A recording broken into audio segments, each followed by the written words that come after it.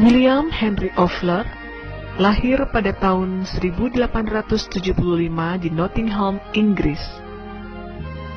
Beliau adalah pendiri gereja Bethel Temple, Seattle, yang sekarang dikenal dengan nama Bethel Christian Ministries. Tanggal 16 November 1900, Rev Ofler menikah dengan Gertrude Riley, dan mereka dikaruniai 3 orang anak, yaitu Willem, Harriet, dan Edith. Pelayanan ini dimulai dari Pine Street Pentecostal Mission yang terletak di pusat kota Seattle antara Second dan Pine pada sekitar tahun 1910-an. Tahun 1919, dibangunlah sebuah gedung baru di 7th Avenue dan Oliver Street. KKR di Green Lake, Seattle, pada tahun 1919 merupakan KKR yang benar-benar dilawat Tuhan. Ratusan orang menerima kesembuhan ilahi, juga beberapa orang menerima panggilan Tuhan melalui penglihatan dan nubuat untuk melayani Dia. Di antara mereka yang dipenuhkan Roh Kudus dan dengan jelas menerima panggilan Tuhan tersebut adalah suami istri Richard Van Cleveren dan Cornelius E. Grusbeck. Dalam penglihatan itu, Tuhan menyatakan bahwa mereka harus pergi ke Pulau Jawa di Nederland, Oost-Indië, yang sekarang adalah Indonesia, untuk melaksanakan pekerjaan Tuhan yang besar di sana. Kemudian mereka menemui pendeta Ofler, gembala gereja Bethel Temple, untuk menceritakan penglihatan ajaib itu. Saat itu dimulailah persiapan untuk suatu perjalanan yang jauh. Tidak lama kemudian, terkumpul dana sebesar $1.700 Amerika, tetapi setelah itu, pemasukan dana untuk ini berhenti sama sekali. Padahal, masih diperlukan $500 untuk biaya perjalanan. Suatu kali, seorang wanita bernama Emily Malkis datang kepada pendeta Ofler dan bersaksi bahwa dia mengalami mujizat dari Tuhan dan sembuh dari tumornya. Kemudian ia memberikan uang $500 dana operasi tumornya untuk pekerjaan misi di Indonesia. Pada tanggal 4 Januari 1921, Richard Dick Van Cleveren dan Cornelius Grusbeck beserta keluarga berangkat dari Seattle menuju Indonesia dengan kapal laut Suamaru ke Yokohama, Osaka, singgah di Cina, lalu ke Pulau Jawa. Tanggal 23 Februari 1921, mereka tiba di Batavia, yang sekarang adalah Jakarta. Dari Jakarta melalui Mojokerto, Surabaya, Banyuwangi, dengan menumpang kapal Varkenboot, mereka tiba di Singaraja, Bali pada bulan Maret 1921. Pemerintah Belanda melarang hamba Tuhan ini menetap dan mengunjungi di Bali dengan alasan takut merusak kebudayaan asli penduduk Bali.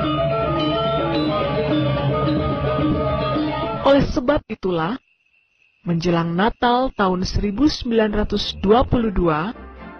kedua keluarga ini berangkat ke Surabaya. Kemudian keluarga Van Cleveren melanjutkan perjalanan ke Batavia.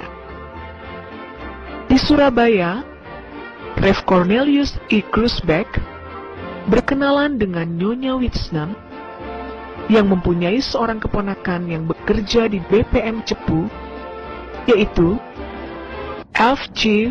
Van Hessel. Bulan Januari 1923, dimulailah kebaktian Pantekosta yang pertama di Deterding Boulevard, Cepu. 30 Maret 1923, diadakan baptisan air pertama di Pasar Sore Cepu bagi 13 orang. pada tanggal 19 Maret 1923, berdirilah Vereniging de Pinkstergemeente in Nederlands Oost-Indië yang berkedudukan di Bandung dengan ketua Pendeta D.H.W.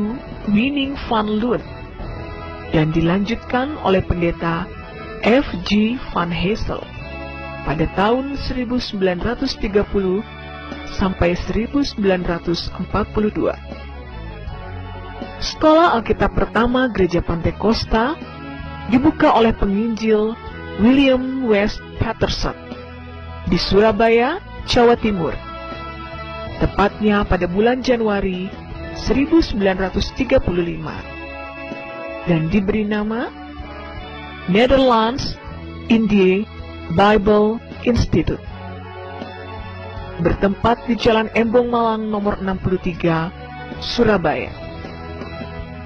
Namun dengan pecahnya Perang Dunia Kedua, maka Rev. W. Patterson harus kembali ke Amerika dan Nederlands Indië Bible Institute ditutup. Tanggal 4 Juni 1937, de Pinkstergemeente in Nederlands Oost-Indië diakui sebagai Kerkgenootschap atau badan gereja dalam Beslit nomor 33 Stadblad nomor 368 dengan nama De Pinksterkerk in Nederlands Oost-Indië. Dengan pecahnya Perang Dunia Kedua, maka beralihlah kepengurusan gereja ke tangan putra-putra Indonesia, yaitu Pendeta H.N. Rungkat, periode tahun 1942 sampai 1957.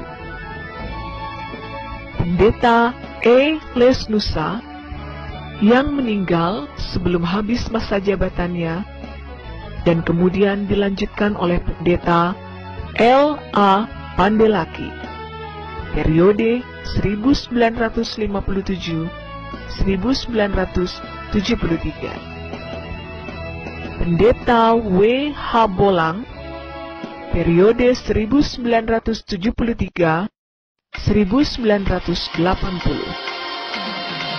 Tahun 1942, nama gereja pun mulai disebut menjadi Gereja Pantekosta di Indonesia.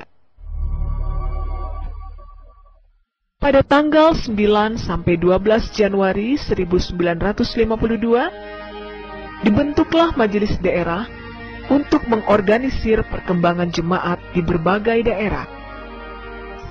Tahun 1980, sistem kepemimpinan disesuaikan dengan ADART yang telah disempurnakan.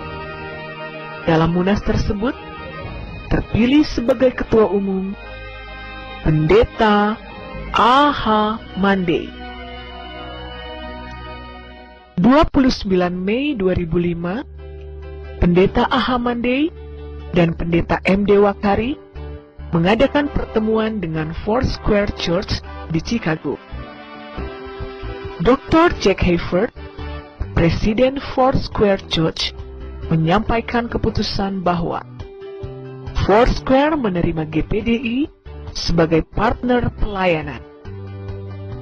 Perkembangan GPDI yang pesat hingga ke seluruh pelosok tanah air tidak lepas dari peran lembaga-lembaga pendidikan Alkitab.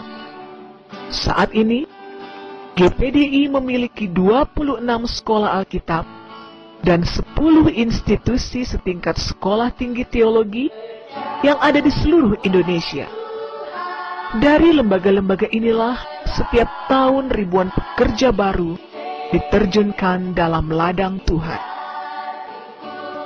Untuk mengkoordinasikan kurang lebih 13.000 sidang jemaat di seluruh provinsi di Indonesia, GPDI membentuk Majelis Pusat sebagai lembaga tertinggi secara nasional dan Majelis Daerah untuk mengkoordinir sidang jemaat di daerah. Majelis daerah GPDI sudah tersebar dari ujung barat sampai ujung timur negara Kesatuan Republik Indonesia.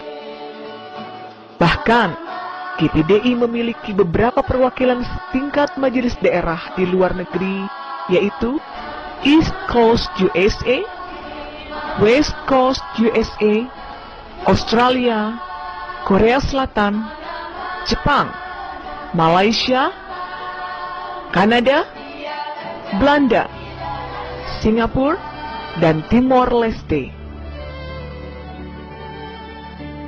Perbedaan pendapat dalam menjalankan organisasi menyebabkan beberapa perpecahan yang kemudian melahirkan gereja-gereja baru, di mana para pendirinya adalah orang-orang GPDI. Sebagian besar dari kurang lebih 86 sinode gereja anggota persekutuan gereja-gereja Pantekosta Indonesia saat ini berasal dari pohon besar GPDI. Dalam Mubes PGPI 2008 di Jakarta, Pendeta Dr. M. Dewakari dipercayakan memimpin PGPI. GPDI dengan semangat api Pantekosta terus mengabarkan Injil dengan berbagai cara, baik melalui media cetak, televisi, radio, dan KKR-KKR yang ditunjang oleh jemaat-jemaat yang menjadi garam dan terang, membawa kabar Injil ke seluruh Indonesia, bahkan sampai ke luar negeri. Jayalah gereja Pantekosta di Indonesia bagi kemuliaan Tuhan kita, Yesus Kristus. Amin.